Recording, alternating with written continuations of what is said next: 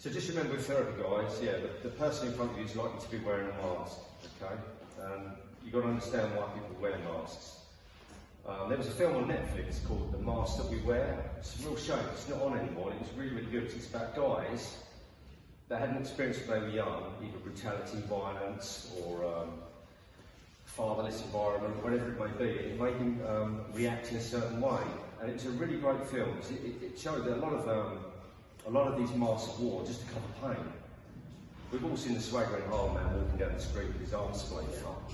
All these things are masks. They're telling people things with their body mechanics and language. That's why if you're trying to get somebody to recover from depression, anxiety, whatever it may be, without some kind of physical key to look at, some signpost along the way in terms of its physiology, it's not going to work, which is why it's down to failure, especially for guys, who really reveal a lot by the way they move, the way they walk, and other mannerisms and behaviours.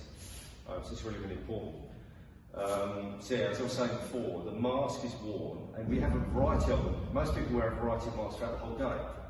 They wear one at home, maybe one at work, one in front of their mates, one when they're trying to get a deal, one when they want sympathy, one when they want to be improve their reputation, try to be. You heard of the terminology, guys, life and soul of the party. Now the guys are going to end up with depression. Need to perform tonight. That's what's expected of me. That's what I do. Everyone in the audience is expecting me to perform with the life and soul. And you have to step up no matter how you feel. That's a sort of example of wearing a mask. You need to look for that, because most coaches and therapists don't understand that most people are wearing a mask, and they want to get the therapist or the coach to go along with their story, when really our job as coaches is to get them to release their story, get rid of it completely. Okay, and that's really on to the courage and responsibility, guys. It's the first courage we go through, courage and responsibility. So what springs to your mind when we think about responsibility? Just throw a few things out there. What do you think of as responsible? Handling problems. Handling problems. Yeah. Sorry, Toby. Doing the right thing. Maybe paying bills. Yeah. Making sure you're somewhere on time. That sort of thing. Yeah. Yeah. I want to look a bit deeper than that, because that's what a lot of people consider the pinnacle of their responsibility. But actually, I want you to look at the courage and responsibility as taking responsibility for your entire life, all of it, even the stuff you had no control over. Now, when I say that in talks, people get really angry and irate, because I tell my story, as you guys will too, and they put their hand up angrily and they say, how can you take responsibility for what happened to you as a kid? It wasn't your fault. How can you do that? And they get really angry and irate. The reason they get angry and irate is because they're obviously relying on leverage from their story as well. Okay, but when you think about it, what option have I got? What option have I got not to take full responsibility for my life? The only other option is to be a victim.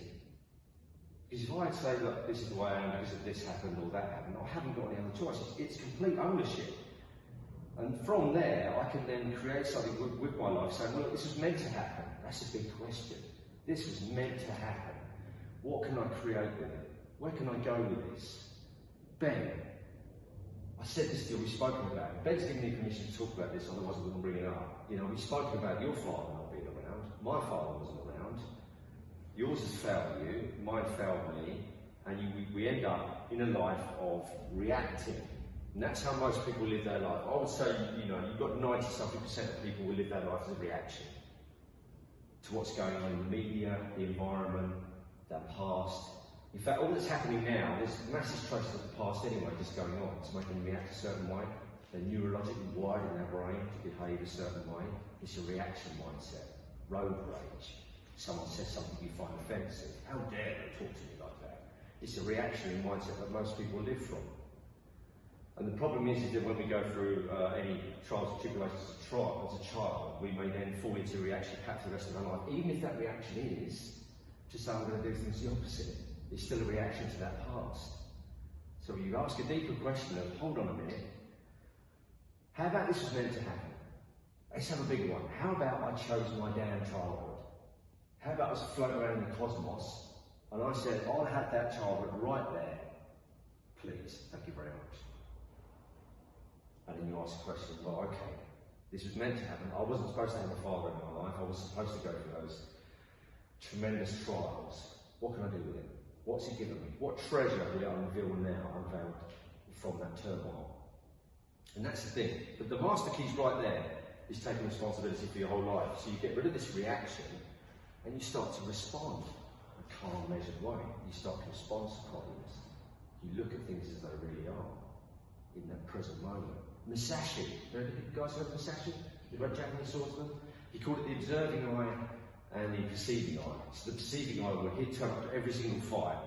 The perceiving eye, if someone turned up every single battle, every single challenge with that past, all the worries about that past, who they are, who they think they are, all the problems of the future, they'd turn up to every single situation and event with that perceiving eye. Or there's an observing eye, which Musashi spent his whole life perfecting, was turning up to his opponents just completely in the moment without any past, any future. And he really unnerved them. Because they used to say, it's like he was looking through them.